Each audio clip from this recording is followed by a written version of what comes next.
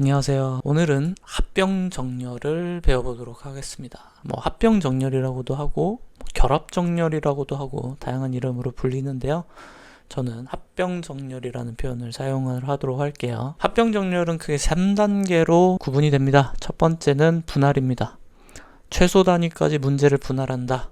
어려운 문제를 통째로 풀기보다는 나누는 겁니다. 두 번째 단계는 정복입니다. 작아진 각각의 문제를 정복을 하면 되겠습니다. 세 번째는 결합입니다. 작아진 문제를 다 해결하고 나면 합치는 작업을 하면 되겠습니다. 이렇게 보면은 간단해 보이는데 우리가 가장 많이 사용하는 배열 데이터를 한번 생각을 해보죠.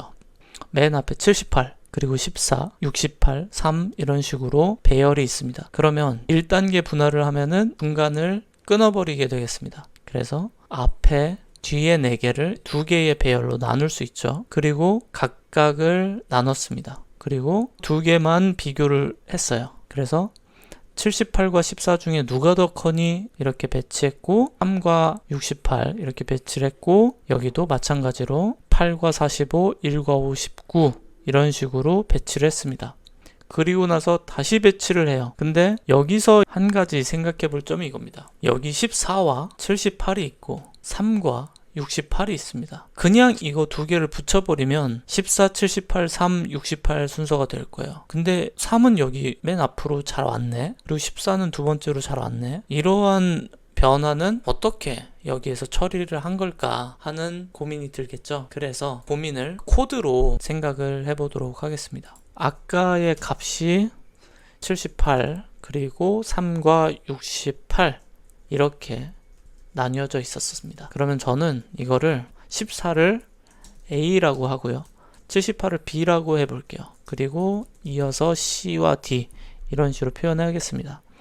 그러면 이 각각이 이렇게 매칭이 된 상태예요. 그러면 여기에서 정렬을 할 때 이 B라는 값이 C보다 작다면 어떨까요? B라는 값이 C보다 작다는 거는 우리는 C는 D보다는 크다는 사실을 알고 있죠.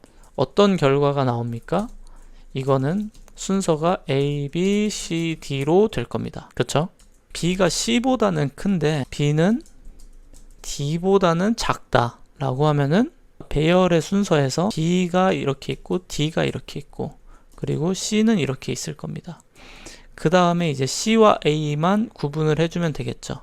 왜냐면 C 또는 A가 여기 뭐가 더 큰지에 대한 비교는 아직은 없으니까요. 그리고 마지막으로 B가 D보다 크다 라고 하면은 순서가 D와 B는 이렇게 정해질 겁니다. 하지만 이 앞에 C가 있다라는 건 알지만 C와 A의 순서만 체크를 해주면 되겠죠. C와 A 중에 누가 더 앞에 오는지만 체크를 하면은 이것의 순서가 정해질 겁니다. 그래서 우리는 이제 조건부로 찾아낼 수가 있게 되는 거예요. 더 많은 상태를 생각을 해봅시다. 숫자가 더 많아진다면 어떨까요? array가 A, B, C 이렇게 있고 array 2에는 D, E, F 이렇게 있다라고 해봅시다. 그럴 때 여기에 있는 값들을 하나씩 비교해서 넣는 방법도 있을 거예요. 아까 전처럼 어떤 상대적인 값을 넣어서 체크하는 방법도 있겠지만 여기에 넣을 때 A가 큰가요? A가 D보다 큰가요? 라는 걸 물어보고 A와 D의 순서를 정할 수가 있겠죠. A와 D의 순서를 정하고요. 그리고 만약에 D가 크다 라고 하면은 D는 B보다 큰가요? 라는 질문을 할 수가 있겠죠.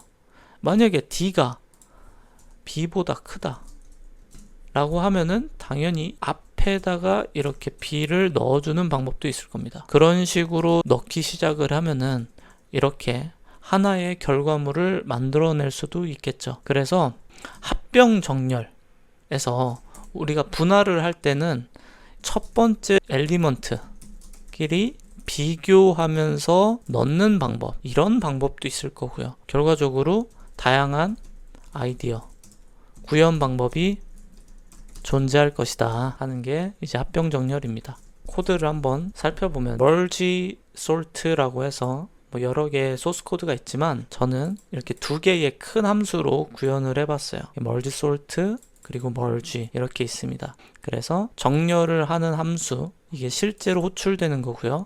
이 멀지 솔트 안에 멀지하는 기능만 이 안에 이렇게 넣어보도록 했어요. 그러면 이 코드를 위에서부터 천천히 읽어보도록 하겠습니다. 먼저 이 멀지 솔트는 정렬을 하는 건데 길이가 1보다 짧은 거 한 놈만 남거나 없으면은 그거는 더 이상 나눌 수도 없는 거겠죠. 그러면 이거는 나누지 않는 단계에 돌입을 한 거고요. 그리고 이건 중간점을 찾아주는 거예요. 매스 플로우라고 하는 거는 여기 영어로 설명이 나오는데 바닥값을 찾아주는 겁니다. 예를 들어서 여러분이 이 안에다가 3.5라고 하면은 이거는 3을 리턴을 하게 돼요. 이게 숫자를 처리하는 그 자바스크립트에서 기본적으로 제공하는 메서드입니다. 그래서 여기서 배열의 길이를 만큼의 절반을 자른 다음에 그것의 인덱스 미드 인덱스를 이렇게 찾아준 거고요. 그리고 잘랐으면은 좌측이 있겠죠. 예를 들면은 샘플 어레이라고 하는 게 이렇게 있다라고 해봅시다. 이 어레이가 있으면은 미드는 어떻게 될까요? 총 9개의 인덱스가 있습니다. 총 9개의 인덱스 중에서 랭스가 9잖아요. 여기가 9고 9 나누기 2는 4.5 그러면 미드 값은 4가 되겠죠. 미드 값이 4가 됩니다. 그러면 한번 보죠. 0, 1, 2, 3, 4 정확히 중간 값이 미드에 할당이 될 겁니다. 그러면 좌측에 해당하는 거는 이제 여기가 되겠고요. 중간 원소보다 작은 값들이 모인 배열 그리고 중간 원소보다 큰 값이 모인 배열은 또 이렇게 모이게 될 겁니다. 그래서 레프트 라이트가 이렇게 나뉘게 되고 뭐 이게 꼭 짝수고 홀수고 상관없어요. 여기서 차이 나게 잘라가는 겁니다. 그러면은 잘라가서 좌측으로 나뉜 친구 하나, 우측으로 나뉜 친구가 이렇게 나뉘어졌죠. 그 다음에 이거에 대해서 보시면 다시 정렬을 시켜요. 얘에 대해서만 다시 정렬해봐. 솔트 레프트 해가지고 정렬해. 그리고 오른쪽에 있는 것만 해서 이것도 정렬해봐. 정렬을 하는 거예요. 그리고 나서 이 배열과 이 배열이 각각이 정렬이 되겠죠. 예를 들면 여기서 뭐 1, 2, 3 이렇게 나왔다고 해봅시다. 결과가.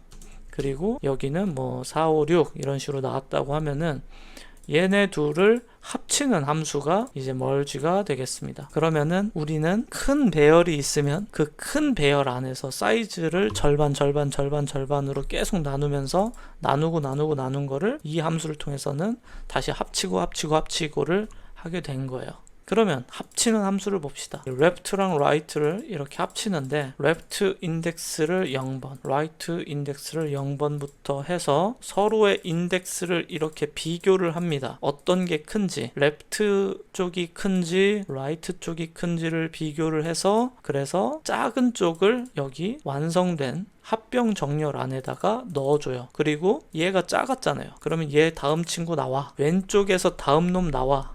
라고 하는 겁니다. 그래서 얘랑 또 다시 비교를 하는 거죠. 얘랑 또 다시 비교해서 누가 더 높은지를 비교해서 여기다 넣어주는 겁니다. 가령 1, 4, 5라고 해볼게요.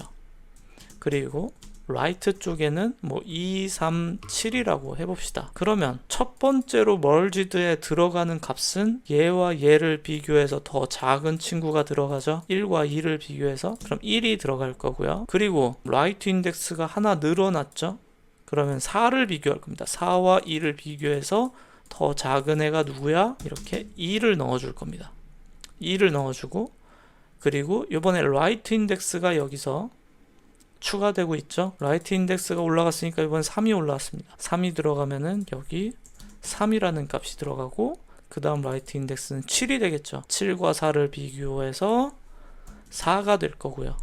마지막으로 5와 7을 비교해서 5를 비교하고 더 이상 비교할 게 없으니까 마지막으로 7 이렇게 해서 순서대로 정렬이 완료가 될 겁니다. 합병 정렬은 그래서 상당히 효율이 좋아요. 이렇게 절반 나누면서 하기 때문에 효율성이 높아지게 되고 그리고 서로를 비교하면서 더 인덱스를 하나씩 줄이다 보니까 우리가 말하는 복잡도에서 강점이 생기게 됩니다. 근데 복잡도에서 강점이 생기다 보니까 합병 정렬의 복잡도는 이렇게 표현을 해요.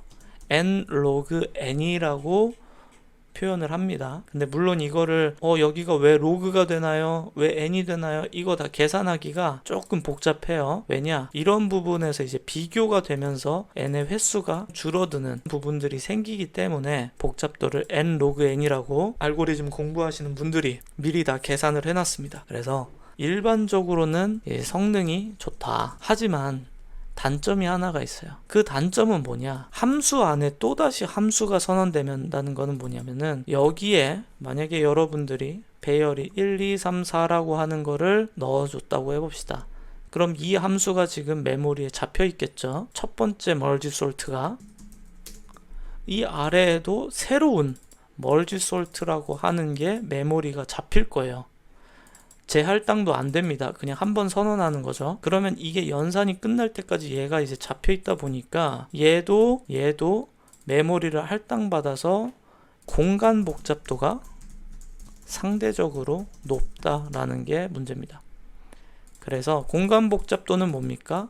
우리가 메모리 총 사용량 늘어나게 되는 거예요. 그래서 차이를 보면은 버블이나 선택이나 삽입은 공간 복잡도가 사실상 없다고 봐도 무방합니다. 왜냐? 기존의 값을 계속 재할당 하는 거예요. 값이 그냥 덮어쓰기가 되기 때문에 메모리가 막 늘어나서 계속 유지되면서 더 늘어나는 구조는 안 생겨요. 반대로 합병 정렬 같은 경우에는 공간 복잡도가 이런 식으로 잡히게 되겠습니다. 대신에 시간 복잡도가 좋다라는 거죠. 로그 n이라고 하는 거는 여러분들 다들 아시겠지만 n 곱하기 n보다는 이제 n 로그 n이 훨씬 작죠. 작기 때문에 n이 커짐에 따라서 앞서 배운 알고리즘의 최악의 시간 복잡도가 n의 제곱인 것과 비교했을 때는 이게 당연히 우위에 있습니다. 우위에 있어요. 그래서 여러분들이 메모리가 넉넉하고 소위 말해서 돈 많고 좋은 컴퓨터 쓰고 메모리 팍팍 써서 빨리 계산을 정렬을 해야 된다라고 하면은